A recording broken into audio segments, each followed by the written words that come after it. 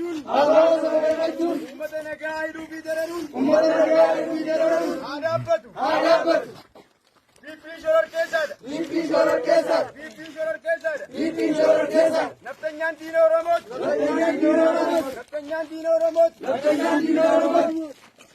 Haqni abbaa biyyummaa haa murtaa'u. Oromoon qe'ee fi qabeenya isaarraa buqqa'uun haa dhaabbatu. Oromoon abbaa biyyaati. Oromoon abbaa nagayaati. Oromoon abbaa jaalalaati.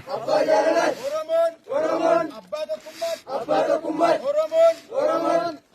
Oromoon abbaa biyyaati. Oromiyaan biyya gootaati. Oromiyaan biyya gootaati.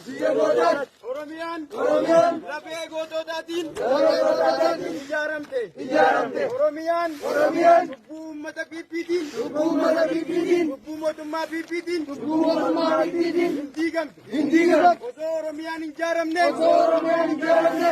Itoophiyaan hin ijaaramtu. Osoo Oromiyaan hin ijaaramne Itoophiyaan hin ijaaramtu. Osoo hin bilisoomne badhaadhina jennee dhiiga gootootaa lafee abbootii keenyaa irraan tarkaanfannu. Imaanaa sabaa hin nyaannu. Imaanaa abbootii keenyaa dabarsinee alagaadhaaf hin kenninu. Haqa Oromoo, haqa Oromiyaa, nuti qeerroon, abdiin biyyaa ni mormina. Qaroon sabaa ajjeesuun yakka haa dhaabbatu. Qeerroo Oromoo lubbuudhaan dararuun haa dhaabbatu. Yakkoota Fiifiin uummata irraan gahaa jirtu. Kana akka nurraa dhaabbatu ni iyyanna.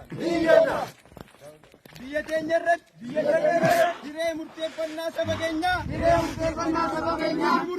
ni murteeffanna. Mirga abbaa biyyummaa dirqama keenyaan gahee barbaachisu baanee ni mormina.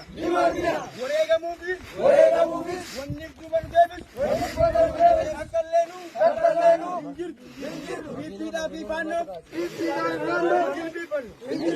Gumaa gootota keenyaa, haqa saba keenyaa, dhugaa uummata keenyaa.